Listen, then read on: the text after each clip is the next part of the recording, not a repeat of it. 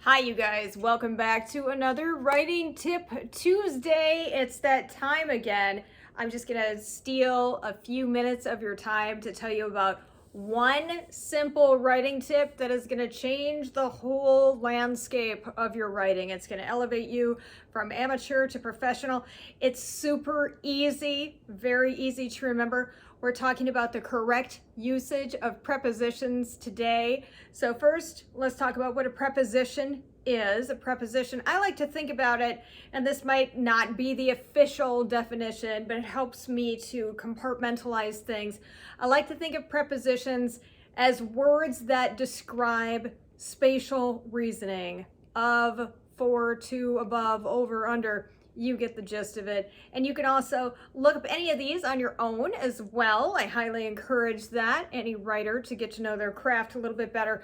So what I've done today is I'm pulling up 3 examples of prepositions to talk about them with you so that you'll have an understanding and you'll be able to contextualize where I'm going with this. And I actually think it's interesting, but you all know that I'm a super big geeky nerd at the same time.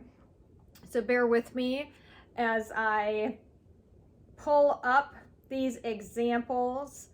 And I think some of these are really interesting examples. So Helen goes running in the morning works. Bob goes running in the night does not work. But Bob goes running at night works. So we've got the example of in and at there.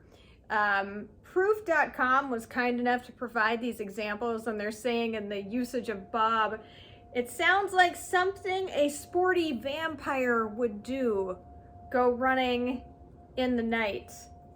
So it's kind of a fun way to remember that. Or, I just don't know how to tell a good joke. Whatever, either or, right? This is really interesting. The difference between in and at. These are 2 correct examples. She arrived in Tasmania just after lunch, and he arrived at the restaurant 5 minutes late. The differentiation here comes down to why we use the word in, why we use the word at. We use the word in when we're talking about cities and countries and other large places, and we use the word at when we're talking about specific places. So anytime somebody can give me a reason, I'm like, right on, I totally get it. It goes right into the memory bank. I remember it, I'm not gonna forget it, and I can apply it going forward.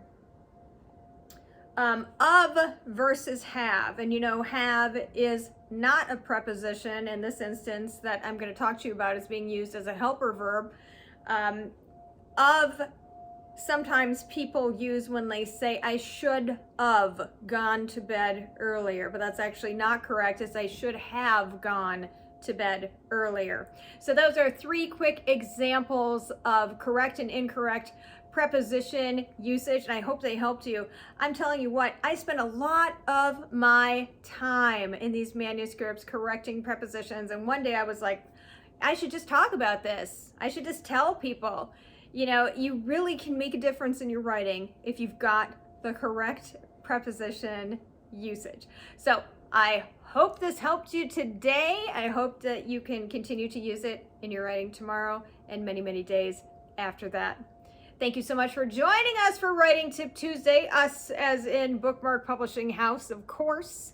And I want to invite you also to listen to the Go Book Yourself podcast if you haven't already.